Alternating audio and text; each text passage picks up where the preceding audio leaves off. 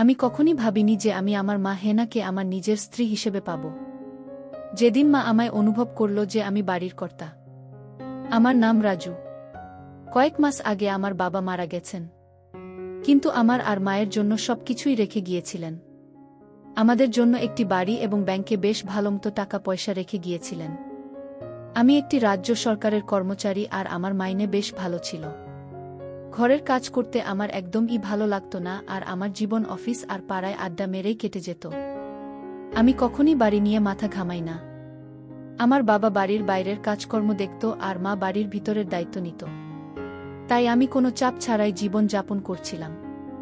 কিন্তু যেদিন আমার বাবা আমাদের ছেড়ে চলে গেলেন, তখন আমি বুঝতে পারি যে মাকে সমস্ত কাজ করতে হয়।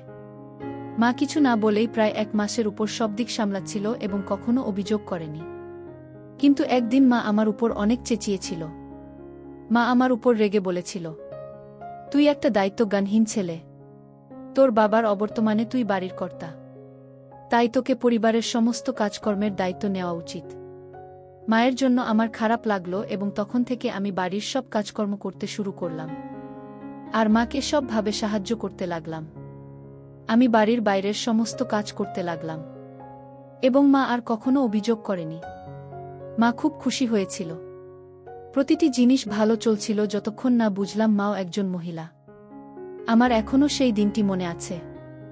আমি কাজ থেকে তাড়াতাড়ি এসেছি এবং যেহেতু মা আমার জন্য দরজা খোলেনি, আমি আমার চাবিটি দিয়ে দরজা খুলে বাড়ি ঢুকলাম। বাথরুম থেকে শাওয়ারের আওয়াজ আসছে। আমি আমার সমস্ত জিনিসপত্র রাখার জন্য আমার ঘরে গেলাম। কিছুক্ষণ পরে শাওয়ারের আওয়াজ থামল এবং বুঝলাম মা তার ঘরে ঢুকল। আমি আমার ঘর থেকে বেরিয়ে মায়ের ঘরের দিকে যাচ্ছিলাম। মায়ের ঘরের দরজায় গিয়ে দেখলাম যে দরজাটি ঠিকভাবে বন্ধ করা হয়নি। দরজার ফাঁক দিয়ে ঘরের ভেতর তা দেখা যাচ্ছিল। মা একসেট হয়ে দাঁড়িয়ে আছে। সদ্য স্নান করার জন্য মায়ের মাথার চুল ভিজে ছিল আর সারা গায়ে জলের ফোঁটা লেগেছিল। দেখে আমার জ্ঞান হারাবার অবস্থা। মায়ের নজরে আসার আগে আমি একটু জোরে মা বলে ডেকে নিলাম। মা সঙ্গে সঙ্গে গুছিয়ে নিয়ে দরজা খুলে জিজ্ঞেস করল, রাজু, কখন এলি তুই? আমি তো বুঝতেই পারিনি। আমি বললাম, এই কিছুক্ষণ আগে এসেছি।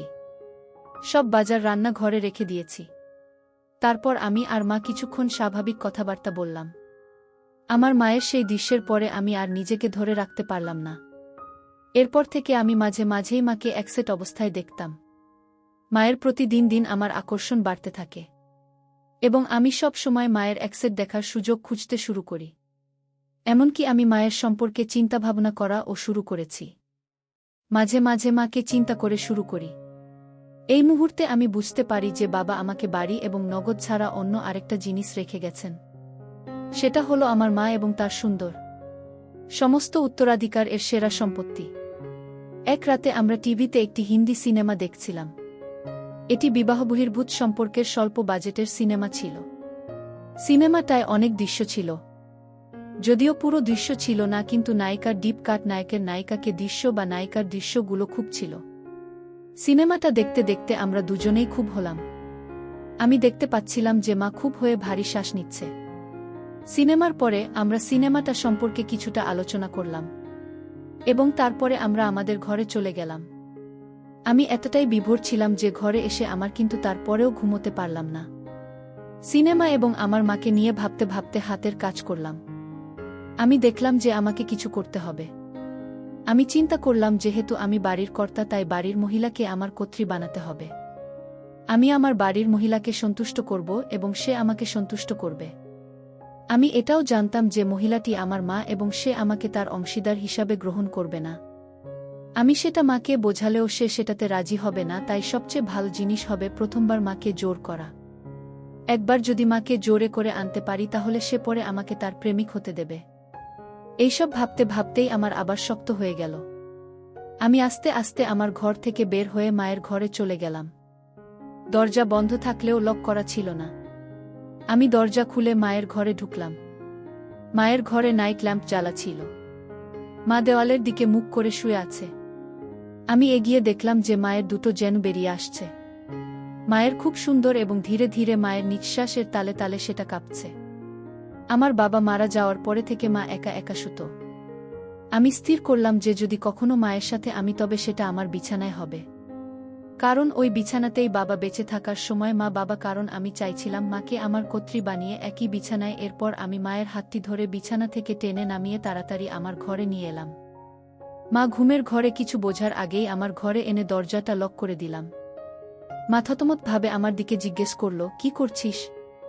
আমি কিছু না বলে মায়ের টানতে লাগলাম। মা দু হাতে করে ধরে আছে যাতে আমি সেটা খুলতে না পারি। কিন্তু আমি তখন পাগলে হয়ে আরও জোরে টানতে লাগলাম আর মায়ের সব চেষ্টা ব্যর্থ হয়ে গেল। মা এবার বুঝতে পারছিল যে কি হতে চলেছে। মাকে ওই অবস্থায় দেখে আমার ফেটে বেরোতে চাইছিল। এরপর মাকে কাছে টেনে নিতেই মা আমাকে ধাক্কা দিতে শুরু করল। মা নিজের মুখটা সরিয়ে নেওয়ার চেষ্টা করছিল, কিন্তু আমি দুহাতে মাকে ধরে বসিয়ে দিলাম। মায়ের বাধা দেওয়ার শক্তি যেন কমে গেল। মা চুপচাপ দাঁড়িয়ে রইল। কিছুক্ষণ পরে যখন মাকে ছেড়ে দিলাম, তখন মা তাড়াতাড়ি ঘরে থেকে বেরোবার জন্য দরজার দিকে যেতে লাগল। আমি দৌড়ে মায়ের দিকে গেলাম এবং এক হাত দিয়ে মায়ের ধরে আবার বিছানার কাছে নিয়ে এলাম। মা অবশেষে জিজ্ঞেস করল, কেন তুই আমার সাথে এরকম করছিস?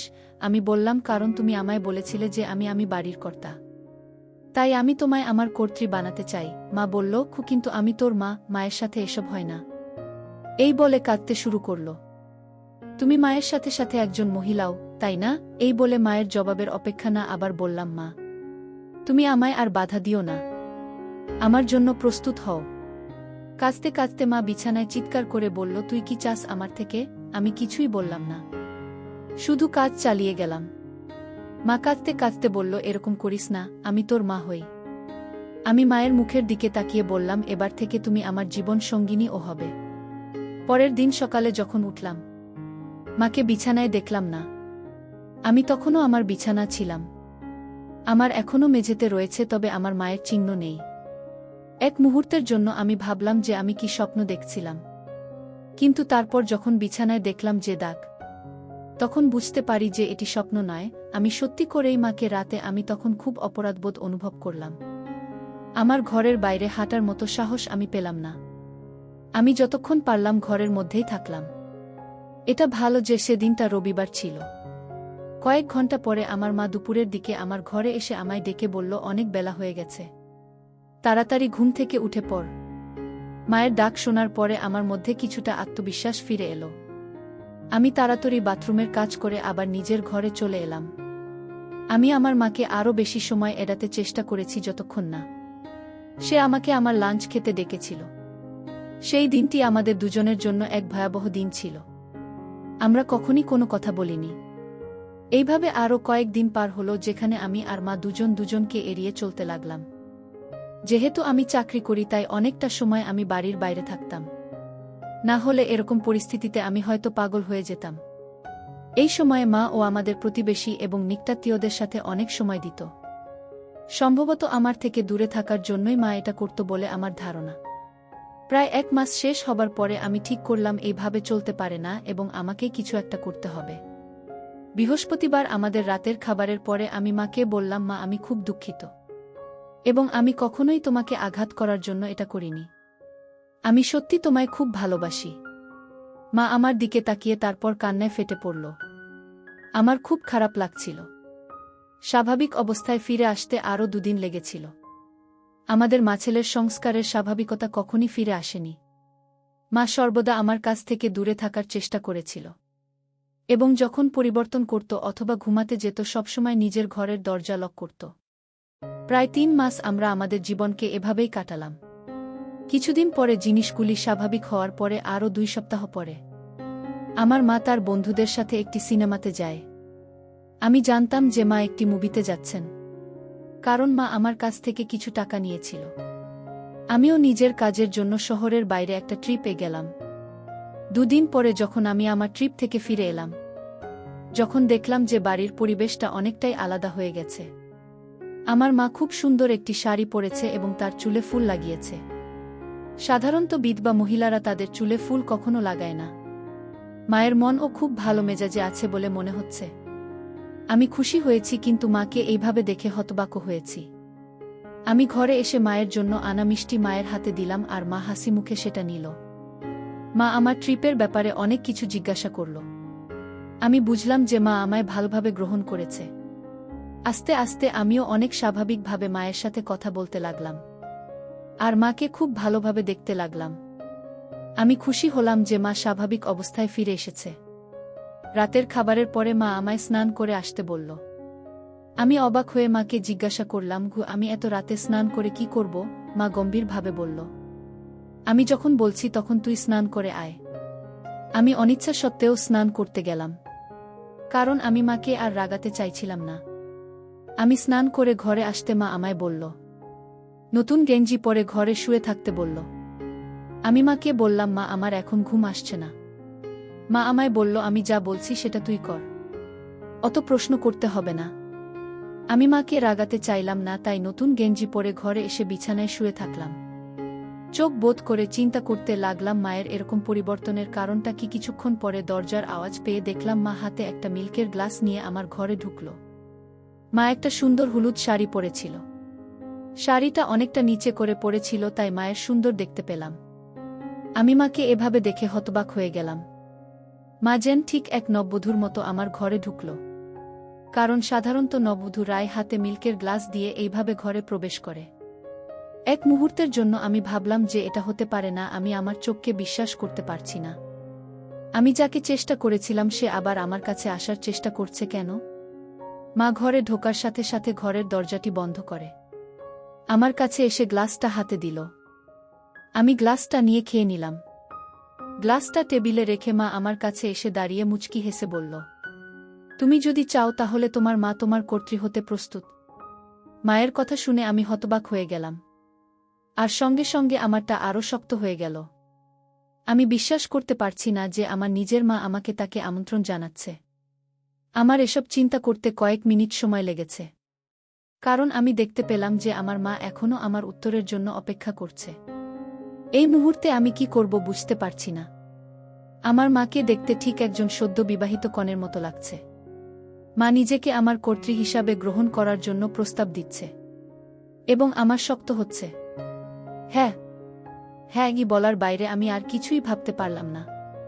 এরপর থেকে আমাদের সম্পর্ক স্বামী স্ত্রীর মতো হয়ে গেল। মা আমার ঘরে প্রতি রাতে শুতে আসত। কারো কৌতূহল হতে পারে তাই মায়ের ঘরের বিছানাটাও সাজানো থাকত। দিনের বেলায় যখন কেউ আমাদের চারপাশে থাকে তখন আমরা কেবল মা এবং ছেলে, কিন্তু রাত হলেই আমার স্বামী ও স্ত্রী হয়ে যেতাম। মা স্বামীর কাছ থেকে ফিরে আসার অপেক্ষায় স্ত্রীর মতো পোশাক পরে আমার জন্য অপেক্ষা করত। আমি যখন কাজ থেকে বাড়ি ফিরে আসি তখন আমার মা সুন্দরভাবে সেজেগুজে থাকত। মা আমার কাছে স্ত্রী এবং আমি তার স্বামী ছিলাম। কয়েক মাস পরে ৪৩ বছর বয়সে আমার মা হেনা আবার হল। এবার মায়ের আমার বাচ্চা, তার নিজের ছেলের বাচ্চা। আমি খুশি আমাদের বাচ্চা আর ৬ মাসের মধ্যে পৃথিবীতে ভূমিষ্ঠ হবে। এইভাবেই মা আর ছেলের প্রেমের সম্পর্ক আর সংসার চলতে লাগল। এখন মা আর আমি দুজনেই খুব খুশি। সবাই দোয়া করবেন।